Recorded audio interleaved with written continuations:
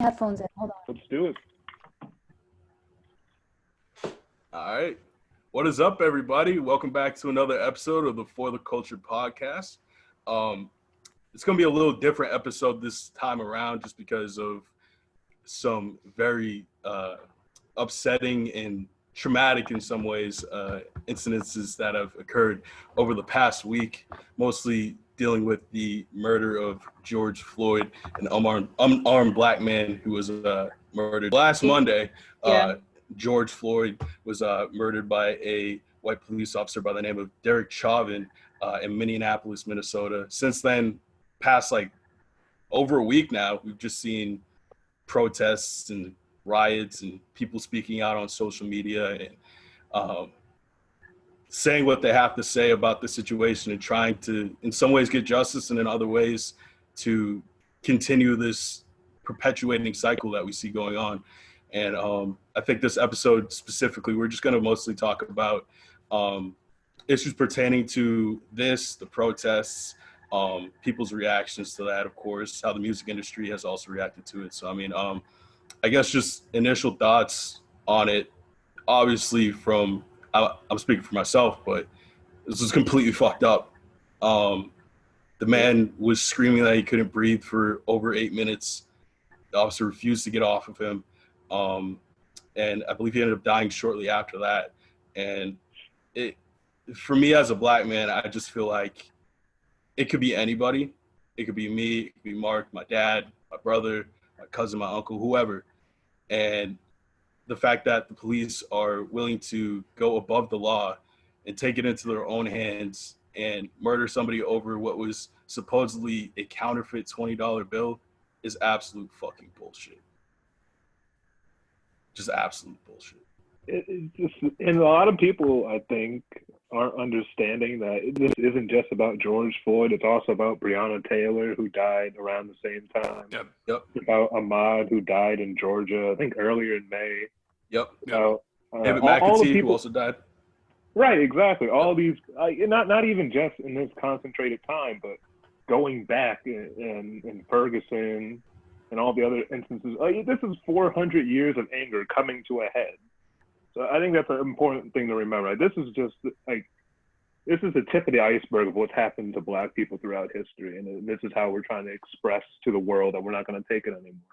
Yeah, and just as a black person, like, we always thought it was going to be over by this time, like 2020 especially. Like, growing up as a kid, I figured, by then we ain't never going to have to worry about racism. Like, right. We have guys like and girls like Rena and Vinny who have never once shown any sort of form of racism towards us. So we figure, it must be how the rest of the world is. But sadly, that's not always the case.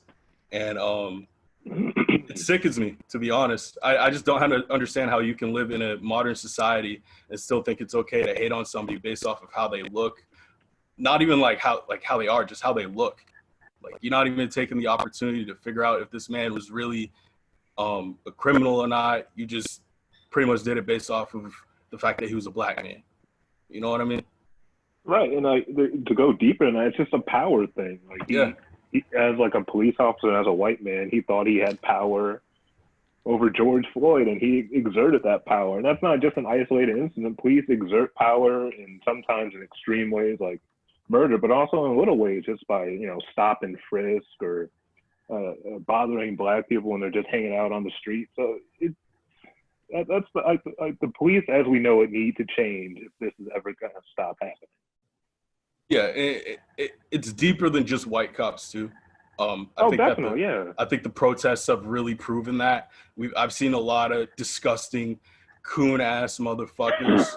And excuse me for my language, everybody, but there's just no other vocabulary I can use besides coon ass motherfucker. And I see these guys harassing our people, attacking our people.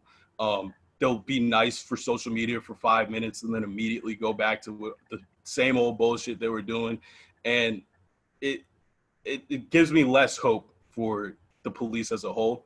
I think there needs to be reform from top to bottom because in my personal opinion, I think there's a lot of Klans members at the top of that pecking order, and they're calling all those shots. Let me tell you. Reading. What's up? I'm sorry, what'd you say, Rena?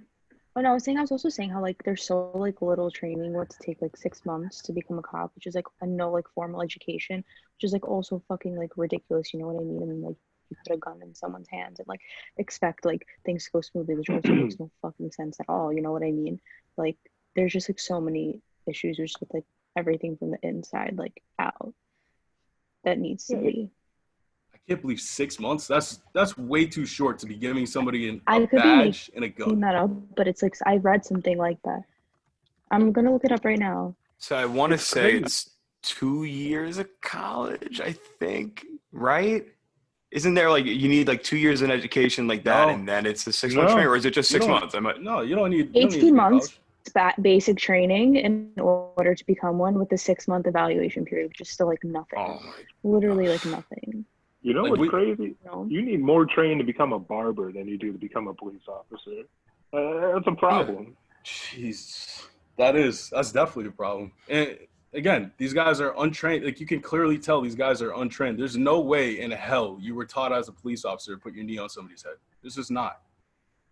No, not at all. How is that detaining somebody? That's just fucking with them. That's torture. And just to comment on the other cops who were there, I mean, what part of being a cop means defending and looking guard for someone murdering someone right in front of you and not doing anything? I think that's the part to me that and you know we can go into it later, but there were charges now brought against them finally, and it's just That's because everyone was protesting. It didn't even happen in the beginning, which is like the crazy part.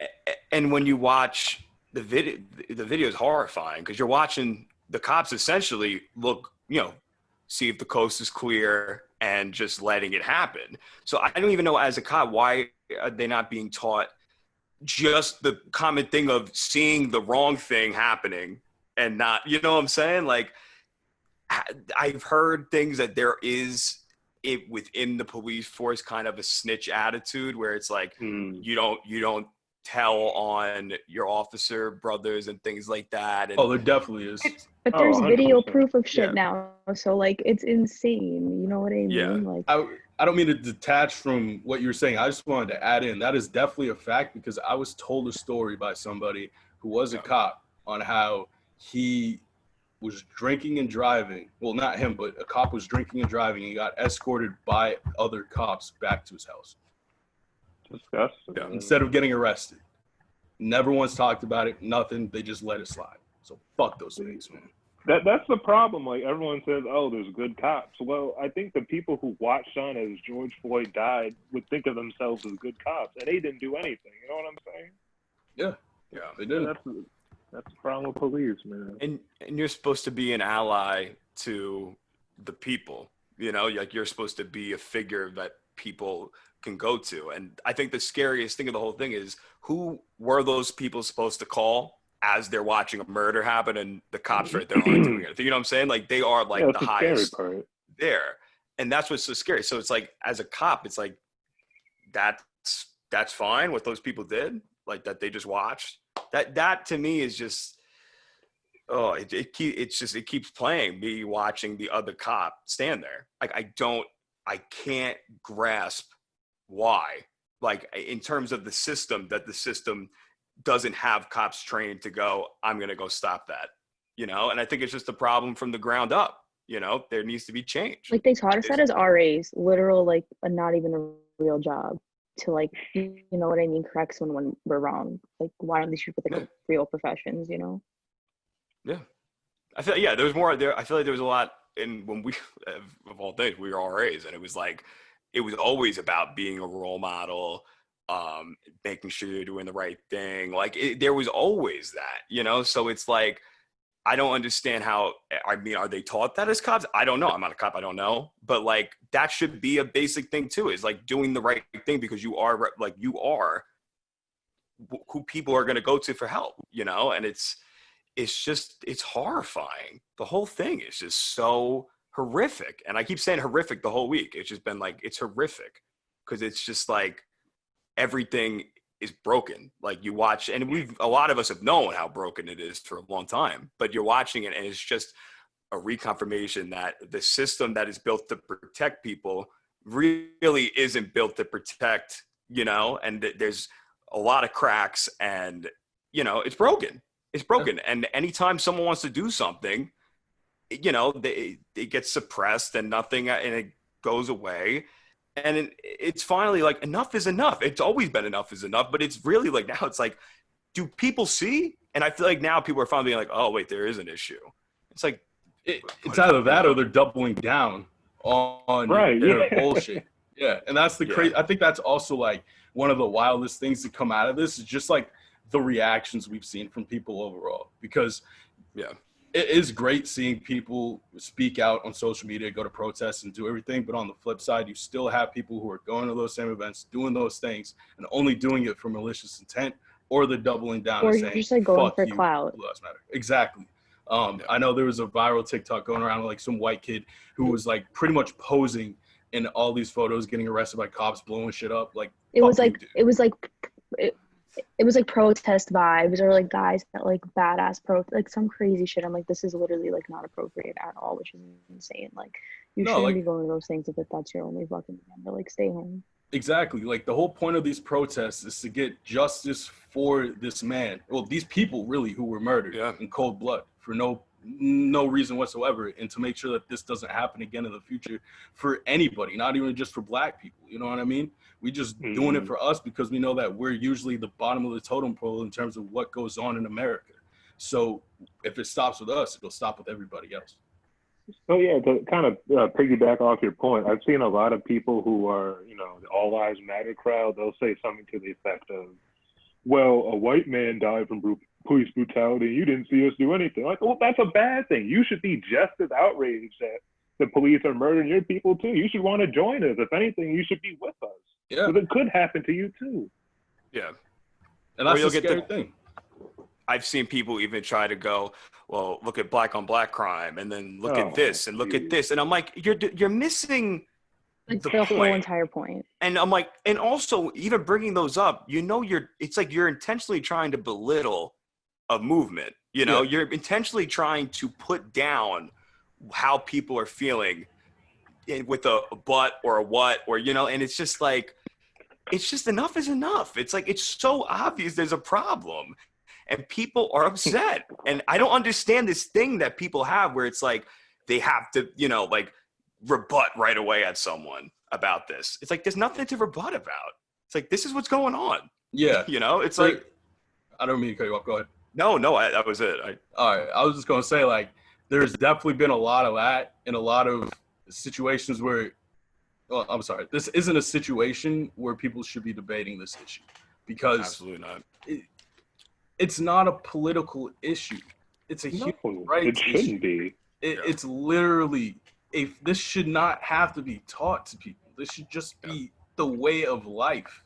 And I think a lot of people are missing the point with that. Going back to like people protesting and people posting stuff on social media, it's great, but who's to say that whoever from the suburbs, whitey, never really hung out with black people before, posts this stuff and then goes right back to doing the bullshit they were doing before. You know what I mean? I think that this is a lifestyle that people have to live. You got to commit to it if you're on our side. This is not a trend for you to follow on social media. This isn't something fun and cool to do for a week and a half and forget about. This is something that it's going to take a long time. It's a process, but you got to live it. You know what I mean? You can't just do it. You got to live it. It's just doing the right thing. Yeah. It's what it comes down to. It's like you're taught when you're growing up to do the right, do the right thing and be good to people and help people. And this is a prime example of being on the side. Not that it's all about, be on the right side just to save yourself. No, it's literally just like common human courtesy and love, you see a problem happening and going, I don't like that. And I want to stop that, I want to be part of helping to stop that. And, it's sad to watch. It's because when you grow up, I think like you're taught in schools how everything is kind of great, but then they don't really go into the last 30 years, the last 40 years, the last 50 years, where it's very obvious that things aren't great, that we live in a broken country, and we have. And there's a lot of people will be like, the other argument I heard is this: oh, when Obama came in, things got broken again. I'm like, no. It was never that. It was that we always had a problem, There was always an issue here. And everybody just suppressed the problem. I kept comparing it. It's like there's a leak in the wall and you're putting thumbtack on the wall and it pops off and you put it back. Now you have to things have to be fixed. You just can't leave it. You know what I'm saying? Like, and people just don't get that. People are like, why are we going to protest like this? Why are people doing this? Why are people being so vocal? It's because there's a problem and enough is enough. Yeah. Really is. Enough is enough.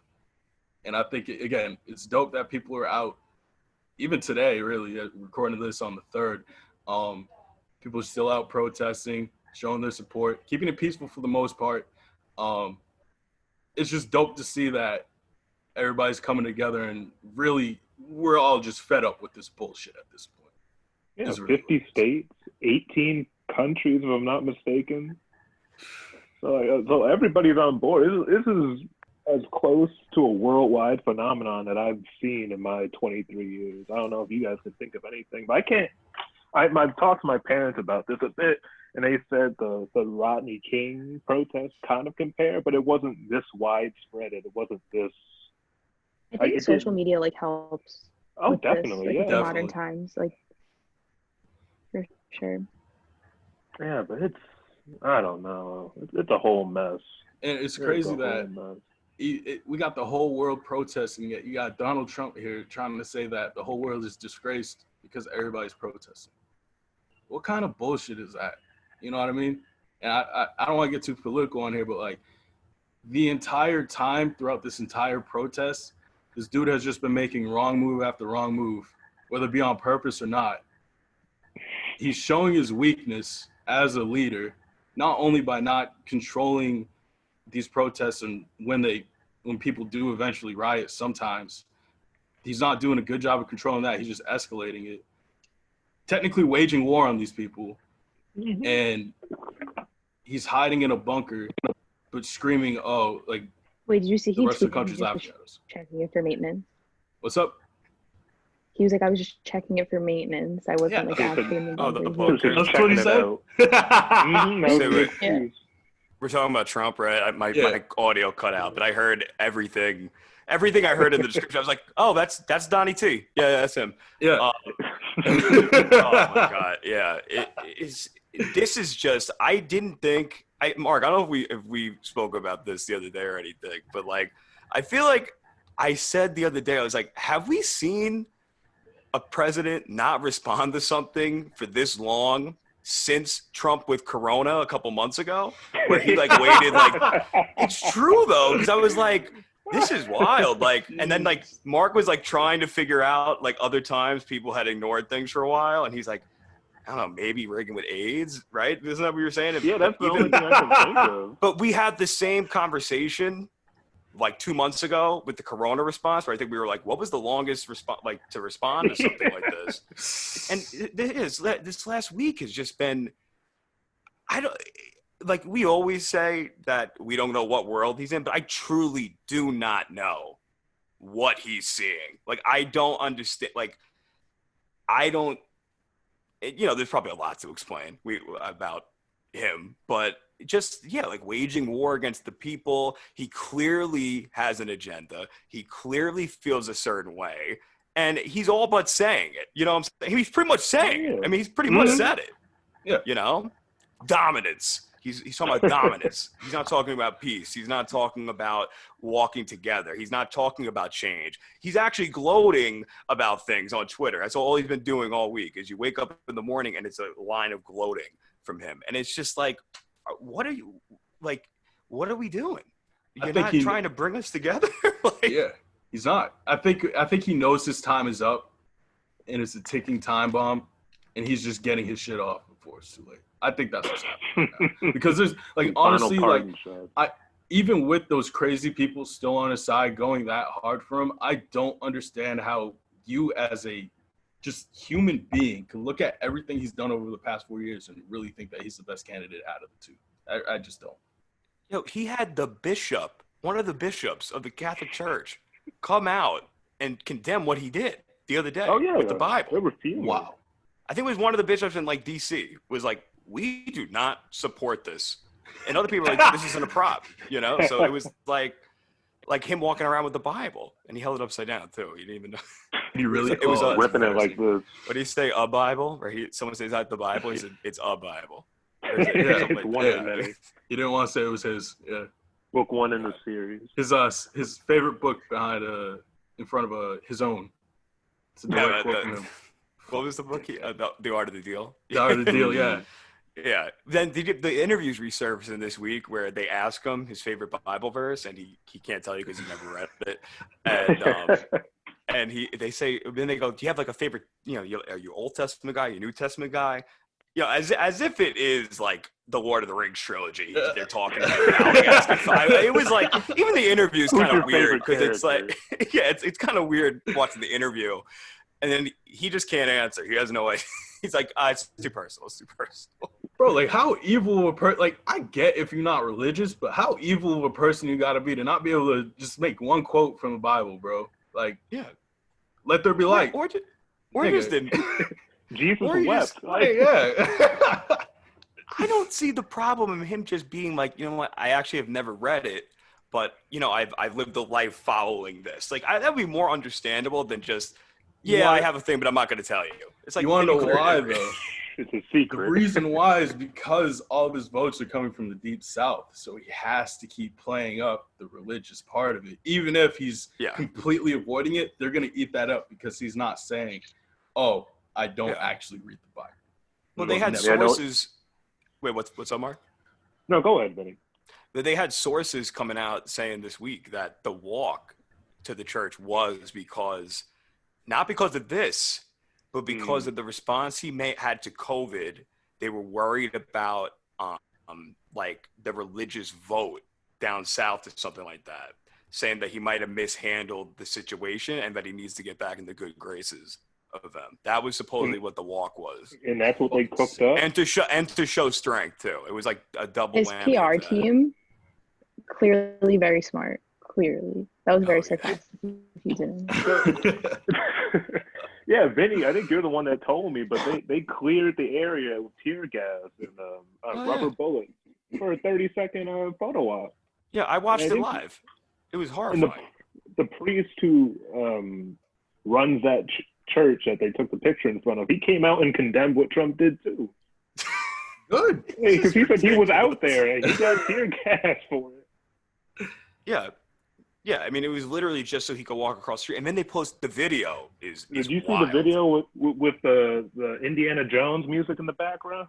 Yeah. Whatever. It's like it's crazy. It looks like a Disney World infomercial. Like it's like, what? Does he not read the room? Like, read the room. Read it. Oh, it's craziness. It's just, and it's all people. Then you get the people going like, oh, everybody has something to say about something he does. It's like, no, but when you're watching something and it's just so simple to just, be a leader. Like, it's not even simple to be a leader. It's just that's who we need right now. The country needs that, and how do you guys think Obama was Cuomo's doing handling stuff. this in New York?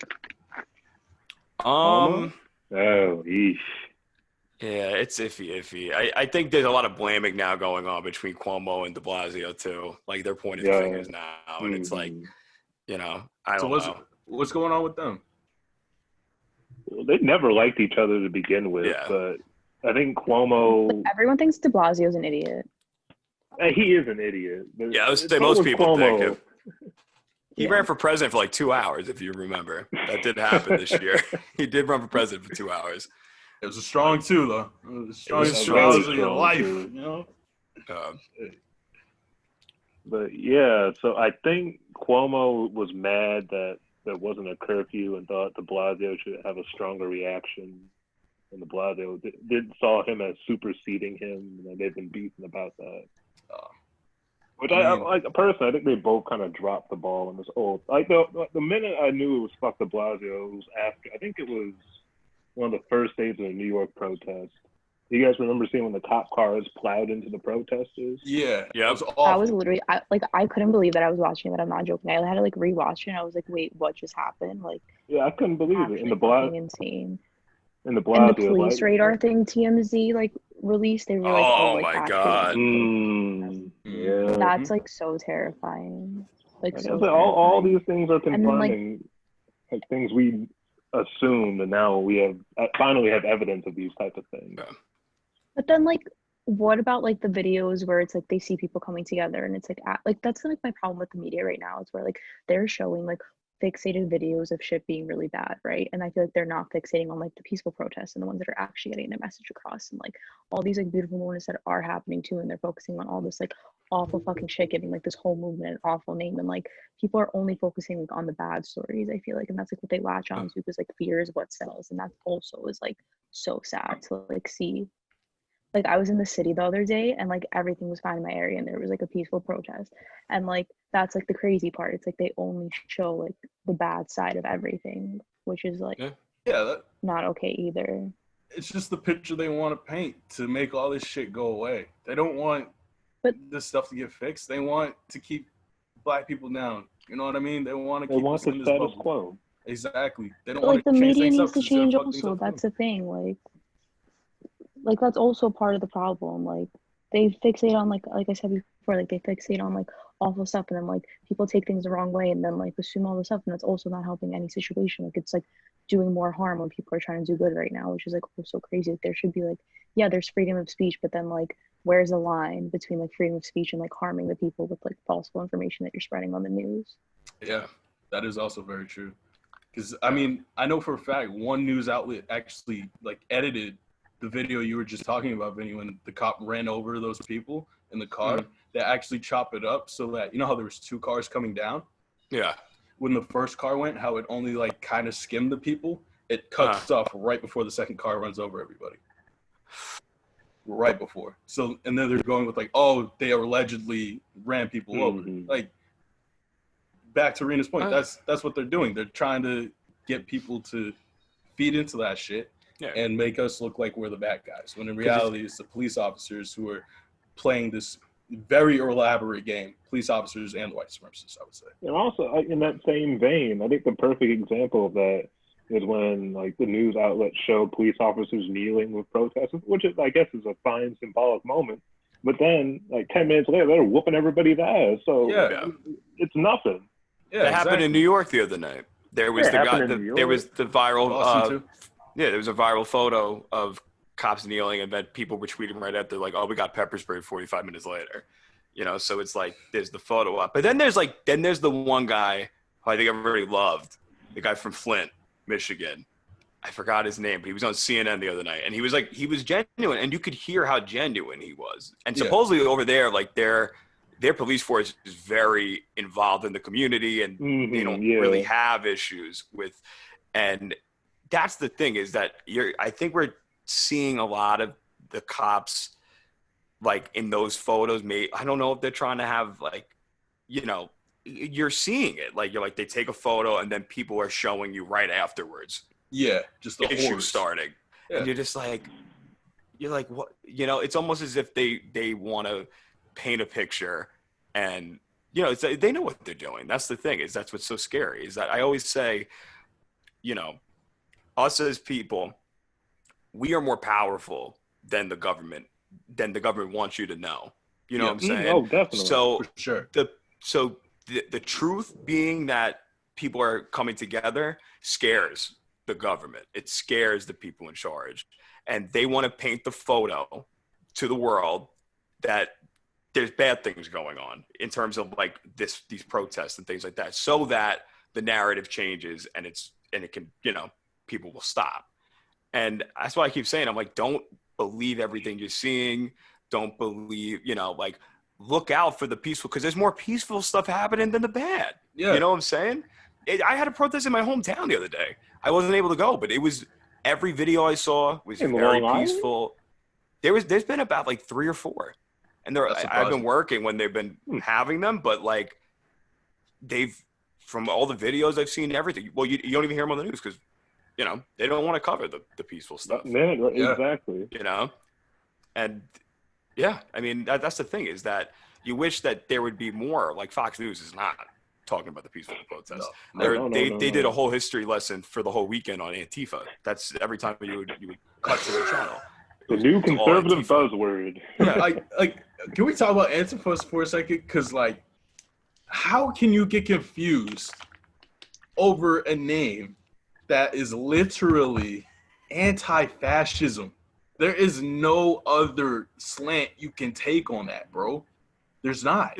Like, why it's in the is that name. a bad thing? I mean, if you want to critique them for being like a little communist, socialist, whatever. Like, if that's your slant, that's your slant. I get that. But like, these people are, I'd say generally, correct me if I'm wrong. Like, aren't they trying to help us?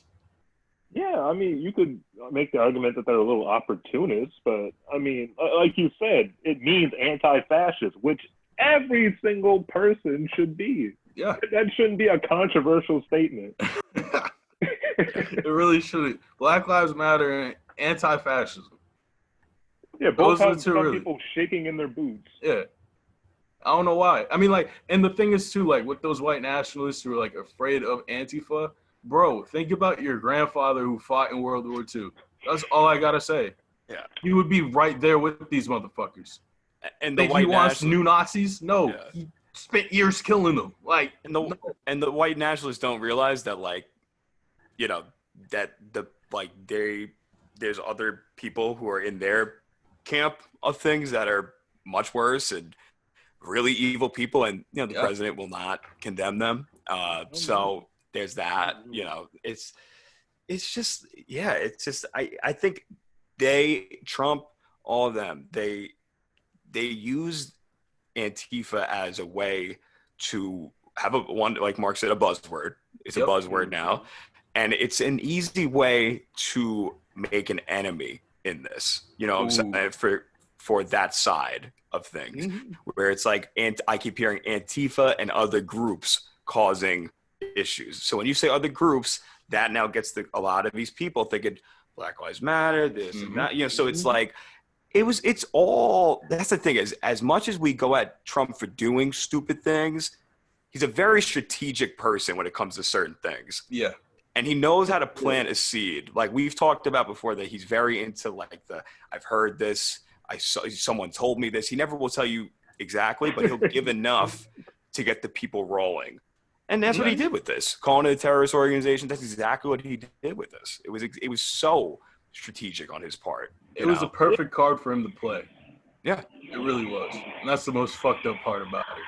Because as soon as he says that, it gives him the keys to do whatever the fuck he wants to do. And the interesting part is, like, Antifa is not really a group as much as it is an idea, if that makes any sense.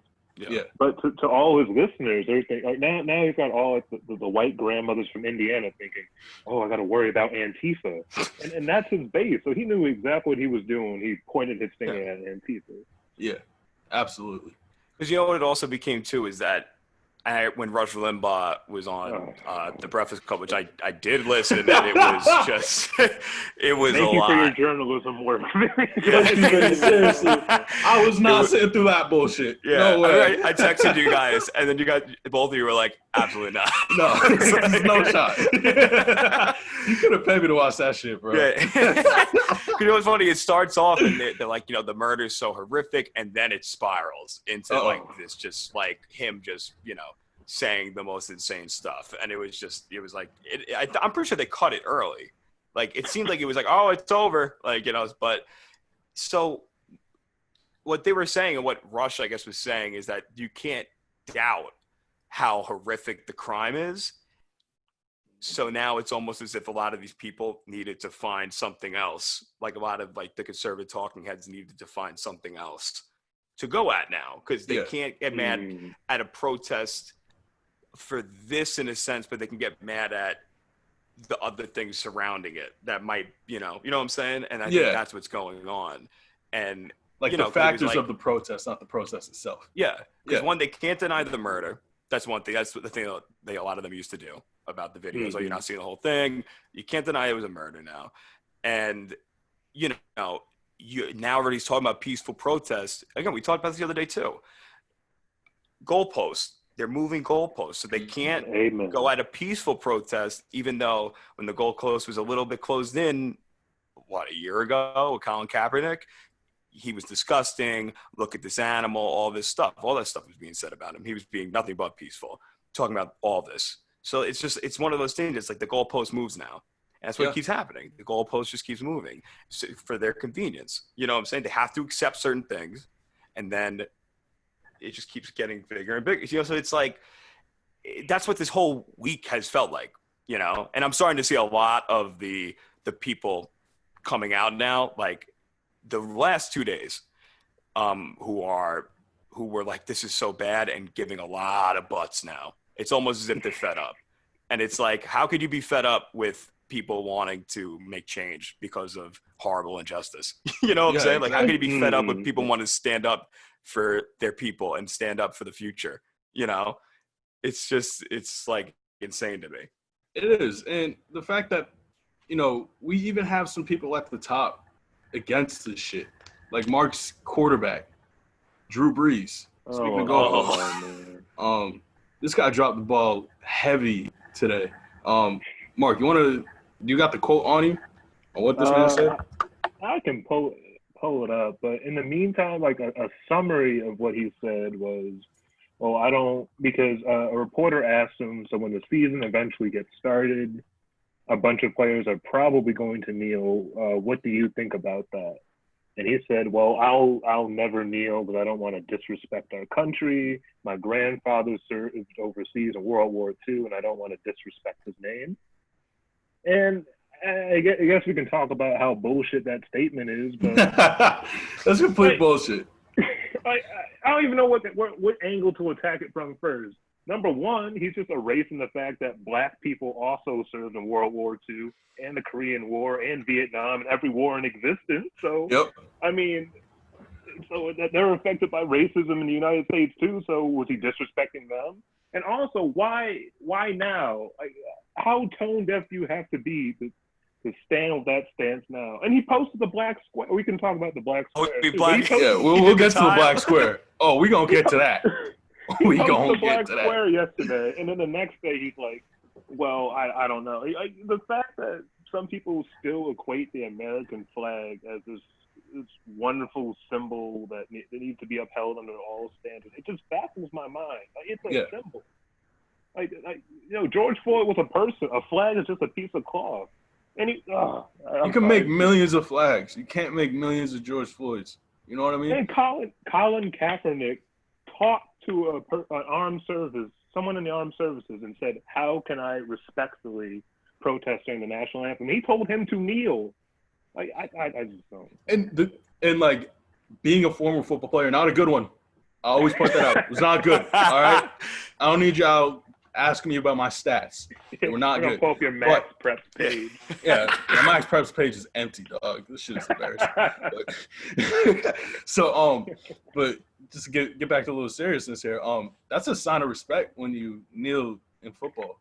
When somebody gets hurt, or in sports in general, when somebody gets hurt, you take a knee as a sign of respect. That's what you're taught by the same people who have been saying for years now, oh no, that's disrespectful to the flag. No, the fuck it isn't, dude. You're just mad because he found a peaceful way to protest. People were listening to him, and you didn't know how to react to it, and you didn't agree with the movement. So now you got to come up with some reason to hate. See, that's Drew Brees was telling on himself when he said that, because as we know, Colin Kaepernick wasn't protesting the flag. No. He was saying, I'm trying to bring the light, the injustices to Black people by the police. And instead of addressing that, he's like, nah, he said, fuck America. So like, he's just refusing to engage in this dialogue. And that's even more upsetting. Yeah, and I don't get why. Do you think he's just like more worried about like saying something that will like offend the NFL? You know what I mean? Like, do you think that's like really the issue, that like he's more worried about? So I like just don't know enough about it. So the thing is, the NFL put out a bullshit statement already claiming that they were for us. I mean, obviously nobody bought it, but that's clearly the angle they were going with on this whole thing. And for all intents and purposes, Drew Brees is kind of the poster boy for the NFL now. You know what I mean? Yeah. Like, I don't think Tom Brady really, like, he's not outspoken like that. Like, yeah, he'll say some stuff, but Drew Brees, bless you. Drew Brees. He also is a Trump supporter. Let's not forget about that. He's a huge Trump supporter, so that's why like it's not surprising that I said that. But at the same time, God, it's I like just looked up and saw who he was. Yeah, it's I was talking about Tom Brady. I'm sorry. No, Tom Brady didn't vote though. That's the thing. Oh, he didn't vote, but he has the MAGA hat in the locker. So I actually did a report on this. The only reason why Tom Brady had the MAGA hat is, according to him, is just that they're just friends because like he doesn't vote in anything. I think it's still complete bullshit. Yeah, but he's not as bad as Drew Brees when it comes to this sort of shit. You know what I mean? Drew Brees is like out there with that. Drew Brees is very open about being a Trump supporter, and I think whenever somebody like he's had this same slant since the Colin Kaepernick shit started. He hasn't budged. He hasn't moved one bit. Honestly, like this might be a little crazy, but if I'm a defensive end, a linebacker, a safety, D tackle this year, it's fucking bound to get on this one. No, I'm lining them up. Yeah, I'm lining him up all game long. Handing off to the running back, you getting hit. I don't care. You getting hit regardless. A punt, you're still getting hit. It's just such an insensitive comment to make this week. It goes back to that thing of people just wanting to get their 2 cents in that's against the crowd when it's obvious that they are just trying to belittle something going on, you know? Yeah. And it's just, again, I keep saying this is horrific, insane, but that's what the last like few months have honestly been of just the news cycle and everything. It's just like, it's just, you know, you're just watching people and you're like, what? Who are you? You know, it's just, it's Drew Brees. Fuck Drew Brees. Yeah, he's tight with Trump. I think when LSU was in the national championship game in January, they were sitting next to each other, sharing weenies in the press box.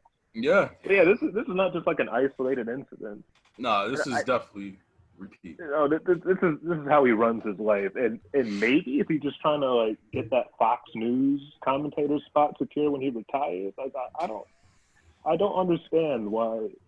Like now, so I don't know if any of you guys watched the interview, but the reporter obviously laid a trap for him because he knew his stance on kneeling before. All he had to say was, you know, murder of George Floyd. It was bad, all of that. I respect what players decide to do next, but no, he decided to double down on his dumbass take. I don't know. No. I do not know. He's a fucking idiot. And he posted a black square too, right? That's confirmed. Oh, he did. Yeah. He did. Let's get into that because I really do think that the black square initially was a great idea. I thought it was a good way to spread awareness about what's going on. But I think the backlash to that is that it's so easy. It's literally the easiest thing in the world to post. You literally just have to put your camera down, take a picture of nothing. Yeah. That like you can like people can get away with it so easily. They're using wrong hashtags, blocking stuff. People were literally putting like a white line accidentally because they screenshotted the photo bad, and I'm like, you oh my god. That's hilarious. Yeah. You know what? I think with the black square, like we talked about this yesterday. I remember texting you guys in the morning being like, what do you guys think about all this? And I think we all kind of agreed, like, the intentions are there. And if you do I kept saying, I think if you do the right thing with it, it's good. You know, like if you are posting, if you're encouraging people to do that. And I kept telling people this throughout the day. I spoke to both of the people who said things to me like, what do you think about this? I'm like, if you handle it the right way and, you know, aren't just doing it to join the crowd, then I don't see the issue, but you need to also be speaking out. You also have to be doing your part in some way, you know? And I said the first thing I said this morning on Instagram, I put on my Instagram, I said, just because this Blackout Tuesday is over does not mean it's over. Like, donate, share, you know, this is not a one day hashtag. This is the movement, you know? Absolutely.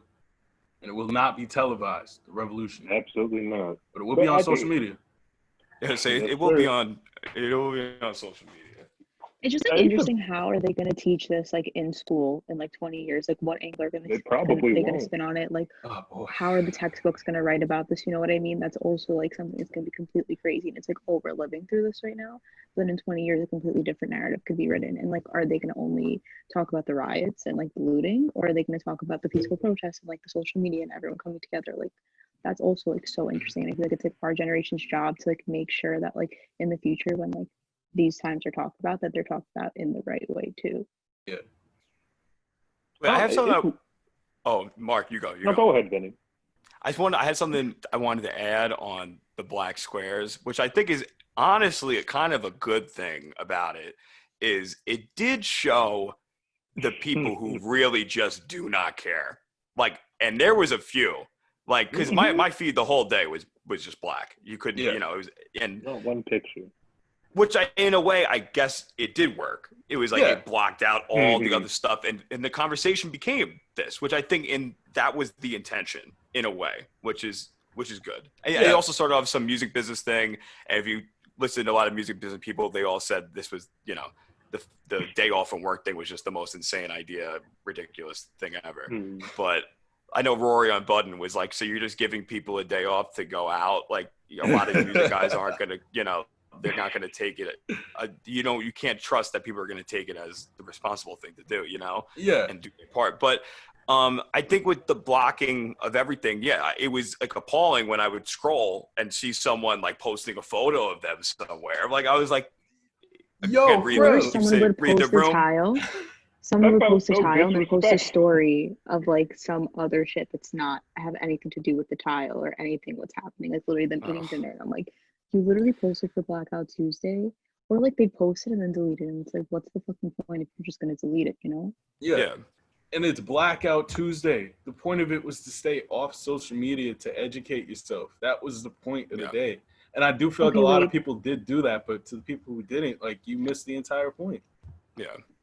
I would say educate, like get off to educate, or get on and educate. Exactly. And push things. Like, to me, like, I think that was the importance of yesterday in a way too, because I do think a lot of people did learn the thing. You know what I'm saying? I think there are people out there who got something good out of it, which is, I think in the end is good.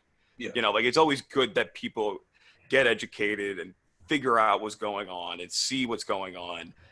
So that was a positive. But like you guys were saying before, you can't, some people are just doing it for the crowd. They're doing it to look like they're not a bad person or something, but it's not about how you look. It's about what you do, in the long run. It's all about what you do. And that's, black tie. Also, someone put up like an interesting story today, and she was like, I think you guys might have seen it too. It's like someone that went to our school, and she was like, some of you were put in these like leadership roles in our school, and now like aren't getting involved or aren't saying anything or like aren't posting anything. And like, I see you like, you know what I mean? Which that also makes sense. Like, oh, like you were put into these roles, like even say like at Quinnipiac or like in your college days, and like now like you're just like turning a blind eye to what's happening. So what did you like? You know what I'm trying to say? Yeah. I get what you're putting down. So I'm not in tune and I was with like, that video was like. No, you go, Rena. I'm sorry. Oh no, it's fine. It's fine. No, you can go on. It's totally fine. Oh, okay. I was just like repeating like my last sentence again. Yeah. And I noticed the thing is, again, I'm not that in tune with the Greek life communities at the schools, not just where we went, but like everywhere else. I would see mass posts about dance-thons and this thing going on and donate to this. I saw one with one of those tile things with donate this much money, Venmo me this. Maybe there's more. I'm not as in tune with it, but I was like, it's funny. It's funny because now they're silent. And I don't want to make this a thing at Greek life, but like, it's things like you do all these charity things for other things. What about this? What about this? Oh, yeah. And I've heard that a lot of things they do are very charitable. Like they do things that make a lot of money. So use the platform. Like that's the thing, is use your platform to do the right thing. Exactly. Yeah, frats can mobilize really. I've heard, like, say what you will about frats and sororities, but they're very good at mobilizing people for causes. And it seems like a perfect time to mobilize. Yeah. I think a lot of it has to do with the people who are in these frats and sororities, though. I think, like, at least at Quinnipiac University, from our experiences, it was a lot of Republican kids. So, like, I feel like this is just them showing their true colors in a way, but not showing any support. I mean, obviously the black tile isn't the end of the world for me, but if you weren't doing anything before, like, there really isn't any reason now. You know what I mean? Yeah. Like, to me, it's just I keep cutting you, Mark. I'm so sorry. It's the Zoom delay. I think it just does it. That's what it is. Yeah. Zoom pods. Yep. But Because internet's the worst. The internet. I'm telling you guys, it's the worst. Al Gore messed up. Al Gore. But yeah, no, I think if you we talked about this the other day too, about platform and do you have to say something if you're a celebrity? And I think the big talk was Kendrick Lamar, but you don't have. But and we agree that some people move in silence and that's fine. But I think in certain places, the platform is very important. Mm-hmm. And I think certain organizations and certain groups and certain people they have the platform and people listen, and it's good, But yeah, like for instance with us, like the reason why I decided to really strain away from posting too much on our social media account was really just because I didn't want to use the murder of a black man for internet clout. You know what I mean? I just didn't feel comfortable doing that. So I kind of talked with Mark about it. We kind of decided we'll retweet something. And we'll wait until this because this is our platform. You know what I mean? This is how we can help. This is how we're going to help people spread information, make sure people are knowing exactly what's going on, not some bullshit they're hearing on the news. You know what I mean? So I just felt like to your point, in certain situations, an internet post isn't doing much. Kendrick Lamar making an internet post isn't changing what we already think about it. You know what I mean? Like, even if he could stay silent this entire thing, and I know for a fact that he's doing something behind the scenes. That's just the kind of person he is. You know what I mean? He's not going to sit here and do absolute jack shit while there's black people getting murdered in the street. There's people protesting in the streets. That's his avenue. That's his bread and butter. So I'm all in on Kendrick still. I think he's probably doing something incredible or working on something incredible that we just have no idea about. You know what I mean? I feel like the people who are critiquing him, they're probably going to look bad in a couple of weeks. Yeah, I agree. No, I agree. Like, not every celebrity posts what they do, or you have you see J. Cole, he was out protesting. Like other people are taking photos and taking notice. Like Ariana was out, Halsey was out. There was a whole bunch of celebs out with no security, which is incredible. They're literally meshing themselves in with everyone else. Yeah, Cole Sprouse got arrested. Oh, word! Yeah, word. There's celebrities out there, really, in it. They're not there for the photo op. They're not there. They are in it, and it's look at John Boyega, for example. Oh, God bless him. This guy is looking this man is looking like Martin Luther King out there. No, Malcolm X even. You know what I mean? He's taking no bullshit. He's had powerful speech after powerful speech. He goes on Instagram Live and just says the realest shit you could get from a celebrity, really, in his avenue. I think he's the perfect example of a celebrity who's doing it completely right, doing it genuinely, and doing it because he understands that it's bigger than him. It's bigger than his career. He even said it in one of his speeches, I don't give a fuck if I never work again because of this. It can make a complete difference for future generations. What's up? I was actually about to bring up keep him quiet. Yeah, they are trying to keep him quiet, and it's bullshit. Let the man do what he wants to do. You know what I mean? Exactly. Especially when Kanye made a statement or said anything or no? No. He's gonna stay silent. Crazy. It's he does all the stuff which is all the church stuff he was doing, this and that, culture, this and now this is happening, and he could actually have made an impact with I feel like he could have tied the Sunday service into this somehow started a movement, something really great, so much potential with his brand, and he's sitting in fucking Wyoming chilling doing nothing, which is also insane to me. Yeah, and he has the thing with Kanye too is, especially at this point in his career, he really does have the pull to neutralize the situation. He really does, because he's got the white people in his back pocket already. Black people, we don't trust him. But I mean, if he's willing to actually fucking help out, then like it's a small % chance we might hear him out. But the fact that he's staying silent tells me all I need to know. Just on Kanye's end, just because we know the kind of person he was beforehand, he was already a little iffy to begin with. Yeah, and that's the thing. He's usually one of these people who would be speaking at this time, and usually maybe not on social media, but you're gonna find out about it one way or another because it's Kanye West. And I don't know, it's disappointing, but at the same time, I'm not surprised. I'm not surprised at all. You know what, Kanye too, is that the problem is he'll speak about this when the album comes out. Yes, that's the thing, and it will be used as a marketing thing. Yep. And he'll have a spin on it. He'll have a spin. Usually, there's a spin on it. So that's why it's like, you know, that's why as a fan, I'm like I wish he would say something, you know. But at the same time, I'm like, he's been lately just like, again, he's been doing that thing where it's like he likes to say things that just get people angry. Like he likes to be on the other side of things. And part of me thinks maybe he's even going like, I don't, you know, maybe it's best I don't say anything right now. Because I think how he's acted. I think the Kardashians are making sure that he's not saying anything because they were the ones doing all the shallow, we were here for you bullshit. Said anything either. No, they thought did. Kylie Jenner did, yeah. I thought at least Kim, Kylie and Chris. Okay. Yeah, Kim did too. Kim made a whole statement. Yeah, fuck that shit. Yeah, and nobody bought it because we already know the kind of people they are. You know what I mean? Like, I don't know. I'm not surprised. I'm not even really like I'm mad at Kanye because of that, obviously, but like, what the fuck can you do at this point? Yeah. All right. He's already made his choice. Let me ask you. And like, look what Virgil did, and I feel like they're like close, you know. So it just like shows like your friends are a reflection of you. So like, that is a fact. We gonna get to Virgil in a second. Mark, what were we gonna ask? So I thought it was a good little transition.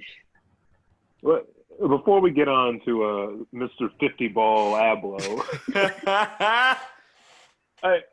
all right. Let me ask you, Tom. Like, let's just say, let's be optimistic and say Kanye donates like $100,000 to a relief fund or a bail fund or something to that effect. Do you think that would?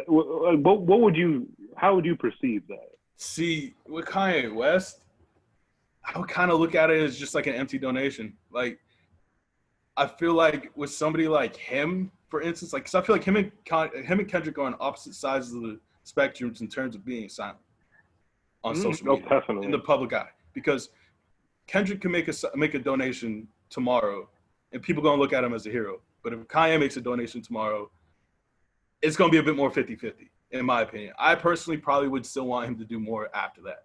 I would want him not only to continue to start actually going out on the streets, protesting, do what he can do, using his platform for a good cause, but he also got to live it after the fact.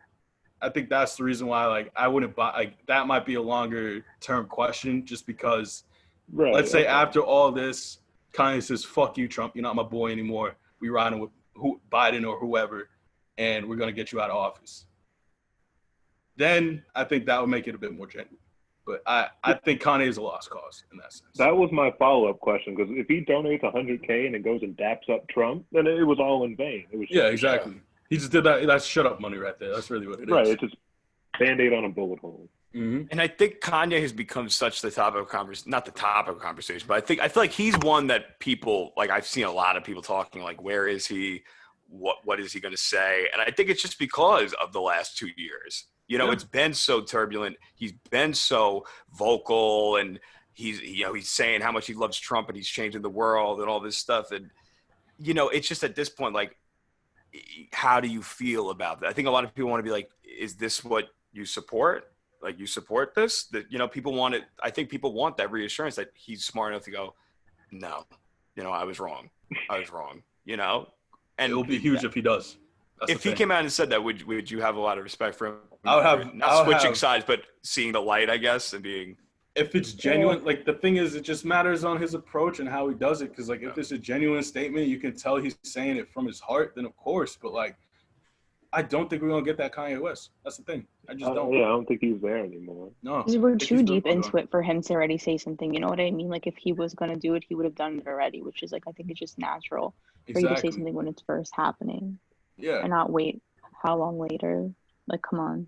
Yeah, exactly.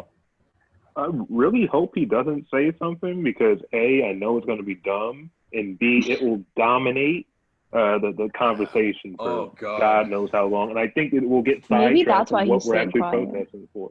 I don't think Kanye has that sort of like God complex. Wait, no, I think he has a God. I don't think he could show that type of restraint. I think either he has a strong opinion and the powers that be on his team are making sure that doesn't come to the light right now, or I don't know. Maybe he really just doesn't care. Yeah, I don't know. Yeah, I think those are the only two realistic outcomes with Kanye West in this whole situation. Again, we could be wrong. This is all speculation, but right now, no. Who knows? Yeah, just based off of his history and what he's done recently, at least. Yeah. And like what Rena said about the religion and everything, like where is that? Yeah. You know, like that's what people need right now is that togetherness. You know, even though Trump is doing it with the Bible, the thing, but like you know, and people were making jokes about it. Religion in a way is great in a sense that it does bring people together. It does give people faith and solace and things. And I think wouldn't a Sunday service type thing that he's been pushing like crazy. I know it's coronavirus and stuff right now, but you know, wouldn't a virtual one. That, you know, like a virtual something to be like, we're all in this together, you know, have faith and, you know, let's do this together. Because I don't know. Like, I don't know. I don't know what he's thinking. And again, I can't sit here and be like, what do you do? It's just not my place to do that. But like, at the same time, I think a lot of people want to know. You know, he's been so outspoken on a lot of things. And things in the past where he's been a hero for things he said, you know? He was screaming right after Katrina that George Bush didn't care about white people on national TV. Like, I mean, black people, excuse me. White people, of course. It was true. Well, we can get into that later. But yeah. But yeah, like, it baffles me that he's gone from that to completely silent, just 0 dark 30 all around. Just nothing. And it would have made more sense if the entire Kardashians were also silent, because I feel like that would at least give him some, not even an excuse, but just a reason.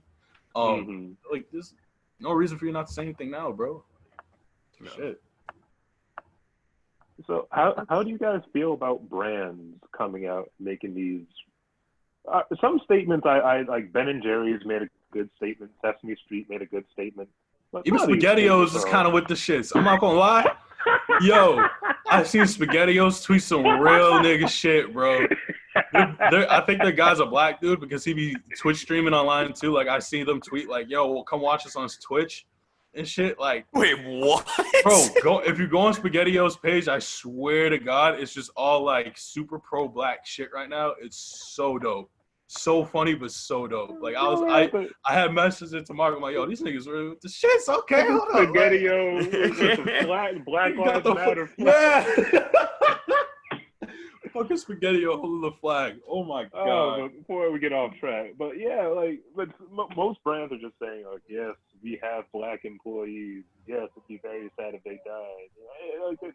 They're meaningless. How do you feel about brands that kind of co-opting the Black Lives Matter movement? What do you mean? Wait, co-what?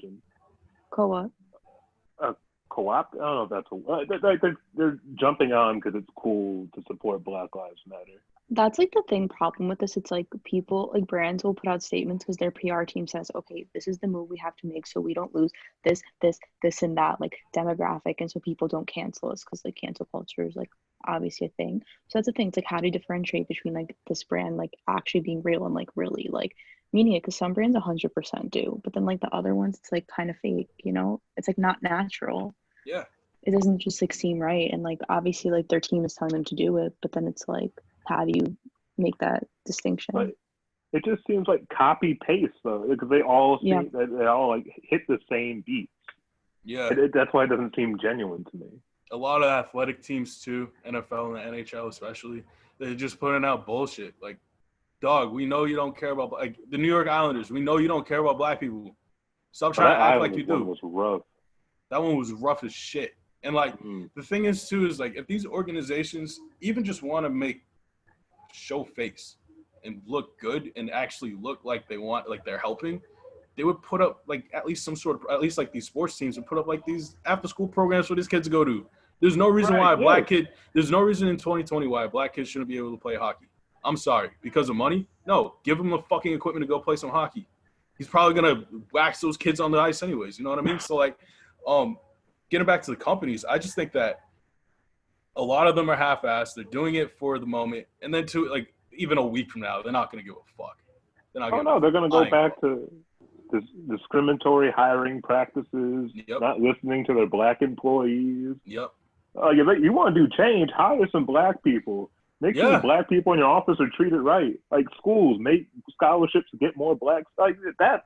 Like, or donate to causes. Don't say, "Oh, we stand with our black employees," or "This really stinks." Like you gotta like, do some change. Like a tweet is nice, so people can go back and look and say that they said something, but that doesn't help in the long run. Exactly. Businesses have long pockets. Put that money to use. Yeah. And we're not like the thing is, especially with a movement like this, it's not like with like a billionaire like Jeff Bezos situation where people are like, yo, you need to give up 90% of your income. You a fucking selfish, greedy motherfucker. No, we're literally like, yo, just throw like 100 bands, like just something like I don't know, like John Deere. Like John Deere's been silent, right? John Deere ain't said a fucking word. But if they could throw like 100K, throw on some tweets, like I don't know. I mean, there'll still be bullshit, but at least it's something, you know? Right. Has Bezos said anything? What? Who? Has Jeff Bezos said anything? Or no? I don't think so. I don't think so. That's a good question. Yeah. Hold up now. Now you got me thinking. I haven't heard anything. But now it's funny that you brought up like donate what you can when talking about companies, but for private citizen Virgil Abloh, you're ready to put his head on a stake.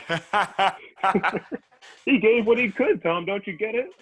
Yo, that's all he had on him. He had a 50 ball. He said, hey, hold that. No, and he like posted it, and like that's my thing. It's like, don't fucking post saying that you donated $50. Like, what do you think people are gonna say? Good job. Like, Yeah, that's insane to me. He's like, here.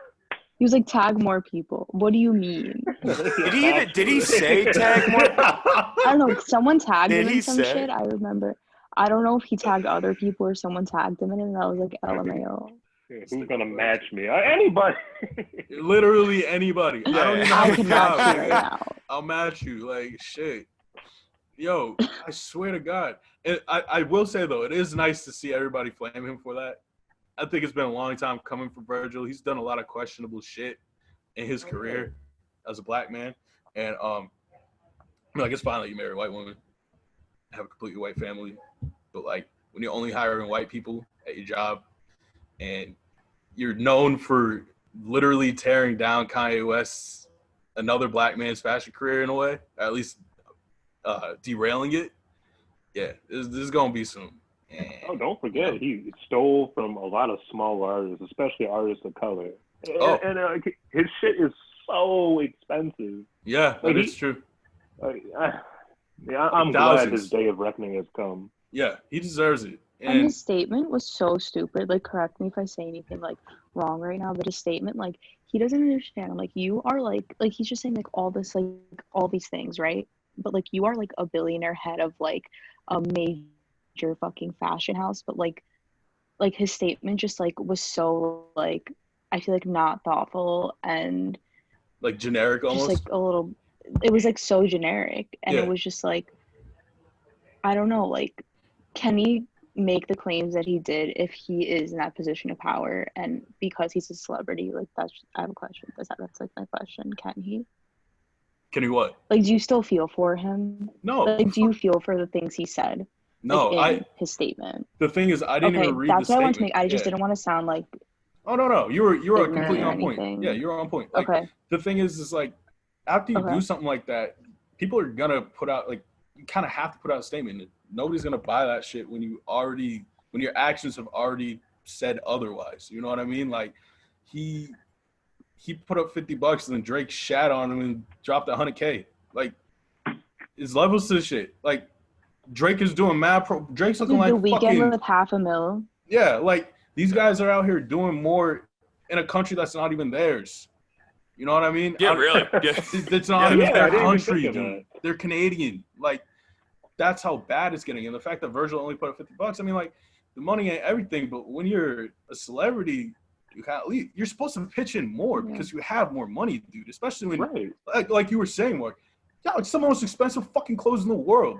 Not even just like in general, like thousands of dollars, bro. When, like, people, like, I also hate, like, on Twitter when someone's like, oh, like, this celebrity only donated 10 grand, this and that. Like, I hate when people say that, like, oh, it's only like 1% of their net worth, but this is like $50 fucking dollars. Yeah, like, that's completely different story. Completely different, which is like, it like just like pisses me off. And then he like had to say his real amount. It's like, you're sus. Like, you are sus. Exactly. But didn't it all start from the original post? Oh, yes. The anti-looting post about round 2 and all like the streetwear stores. And he said something along the lines of like looking again. I didn't remember this, but Rory said it on Button today that there was some sort of line where he was like, I hope you, when you look at like something in your closet that like you're like something along the lines of that. And I was like, dude, this is just, it's, unless he deleted it. Let me see. Cause it was just like, geez. This man's wilding out for real. I couldn't believe it. And then after that was the $50 donation. And it was just, he was just saying that shit, bro. It's just so funny. Yeah. Bro, how you nigga shout you out in their song, bro. Griselda just had a song called it was Tell Virgil Right Brick on My Brick. We were just joking about that last week. Oh, the fuck you only put up $50 after that? I would understand 50 bands. Bro, you can't even buy anything at his store for $50. There's nothing that costs less than $50. A shoestring, maybe. That's just probably $75. You have to use the discount, bro. Yeah, bro, you walk in with $50. You're walking out with $50. They'll write 50 on it. That's and charge you $75. They'll write 50 and then point to the door on the thing. They'll draw an arrow for you to leave. That you'll be like, oh my god. Yeah, Virgil Abloh kind of sucks. Listen, it's like when I saw, Twitter being Twitter, they just did what they got to do, and they, there was the Virgil $50 bill, there was Mark's incredible I'm gonna be Virgil on this 50-50. It was just, I'm gonna keep it to Virgil. I'm gonna keep it to Virgil's. I see somebody post a 40 ball picture. I don't know what I'm talking about. Motherfucking look to the side shit. Hand it off low key, you know what I mean? Can't let the ops see that shit. It's getting bad. Listen, in the end though, is it good that he donated? Like, it is. He ended up donating $100,000. That's incredible. Yeah, that's the thing. You have to, like, in a way, I look at that and I go, that's good. That's a good thing. Yeah. I'm never going to forget the $50 though. No. Wait, Tom, you say bullying works? Bullying definitely works. Especially, I think cyberbullying can. Because, like, bro, imagine everybody was just cool with that. Nothing would have happened. He wanted to drop more money. You kidding me? Yeah. That shit. I did my part. Y'all talk. Fuck y'all me. I donated. Yeah. That's what he would have done. He was going to go to mad Jay-Z brunches talking about, the donations really helped a lot. Yeah. Bullshit ass.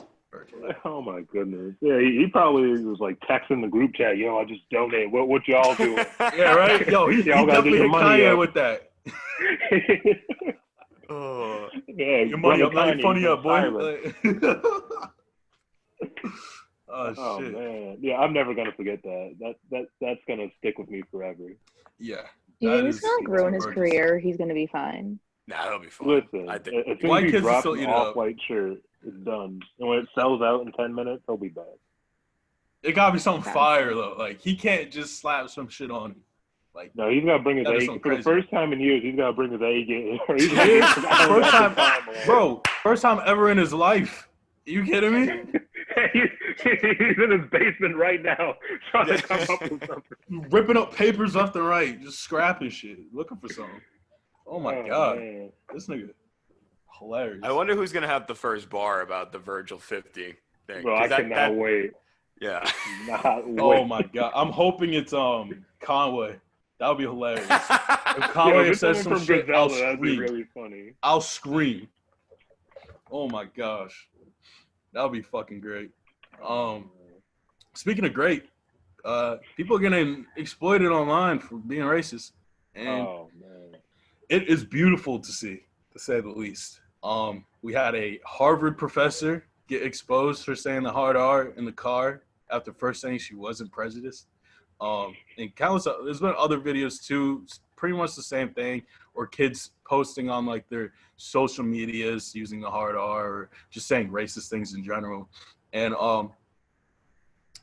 I think it's beautiful.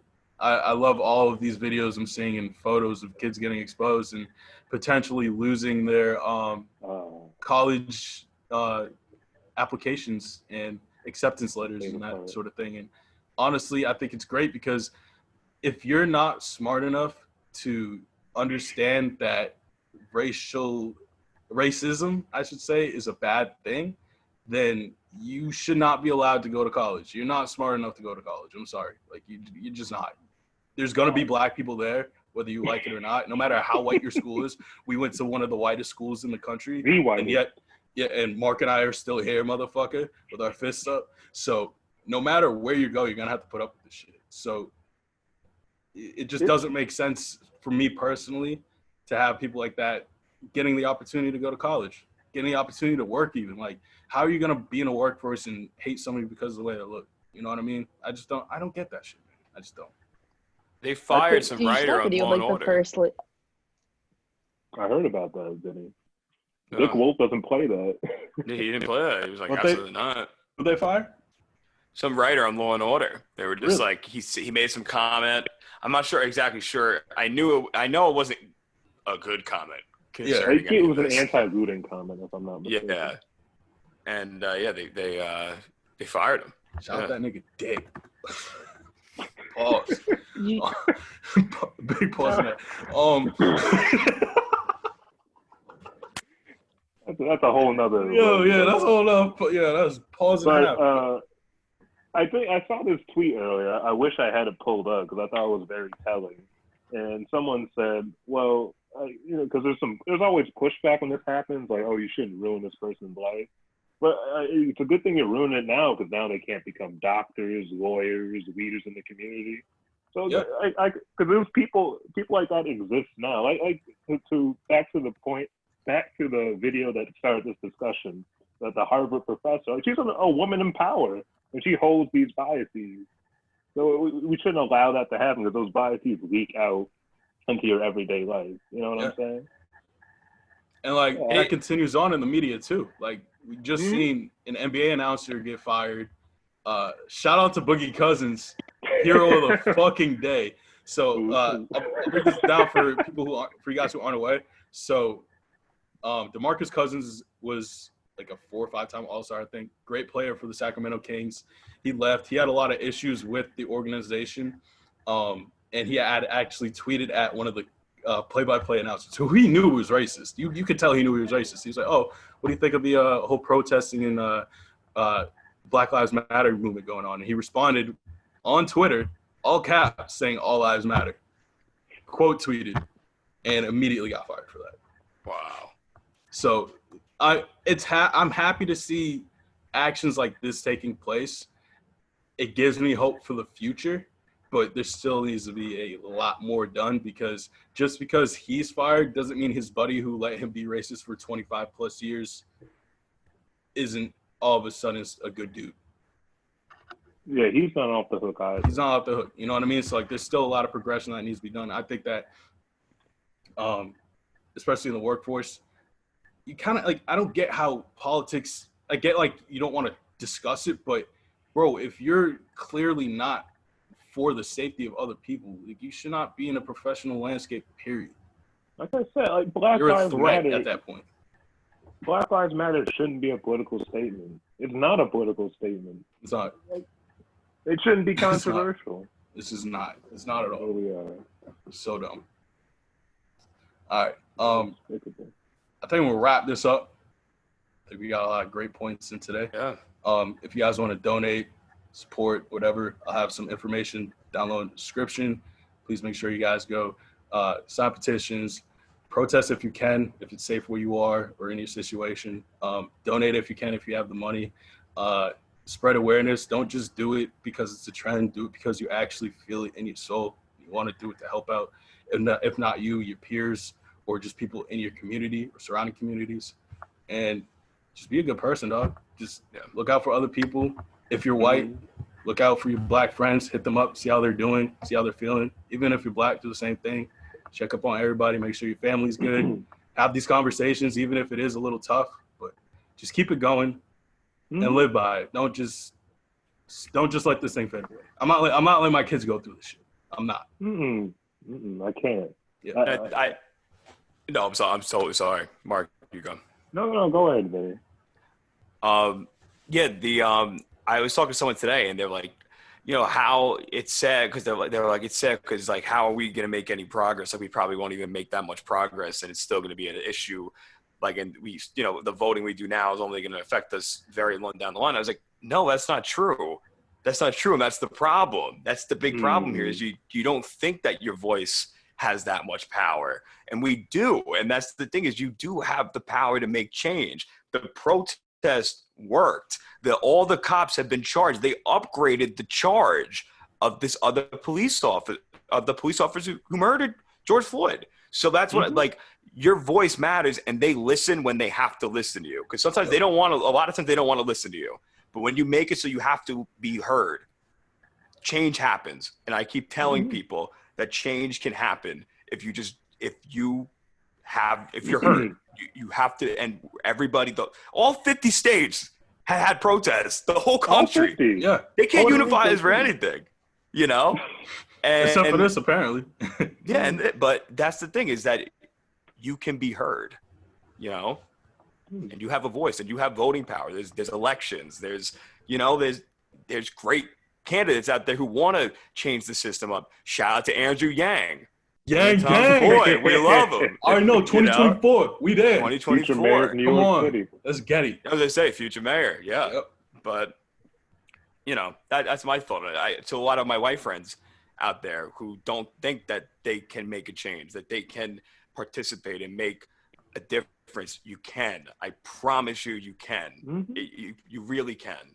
And, don't sit at the wayside and not, and watch this all happen, and you don't, and you could be helping, that's how I feel. But just to jump off your point, Vinny, I've seen a lot of people, they'll say something to the effect like, oh, this is awful, but I don't know what to do. And that's fine, because it's an awful situation, but like, don't let that fear paralyze you. There are like things that you can donate. You can offer to look after someone's kid if they go to a protest. You can help make kits for them. There are so many things you can do that vary from that are beyond donating. So just do some research. Even just like educating yourself, I feel like also there's resources out there. Something you could proactively do. So just don't let this moment pass because you don't know what to do next. Yeah. Powerful shit. All right, y'all. So this has been another episode of For the Culture Podcast. Again, all that information will be down low. Thank you guys so much for listening in. We'll be back again with another episode soon, I promise. And yeah, Black Lives Matter. Fuck cops. Fuck 12.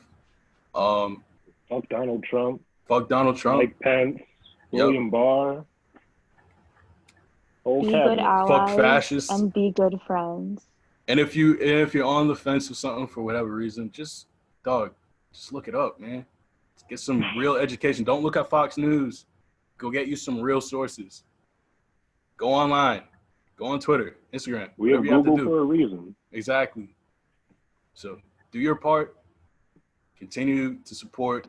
Again, it's a lifestyle. This ain't no fucking trend. My life is not a trend. Mark's life is not a trend. This is real shit. Remember that. All right, y'all. Stay easy. God bless.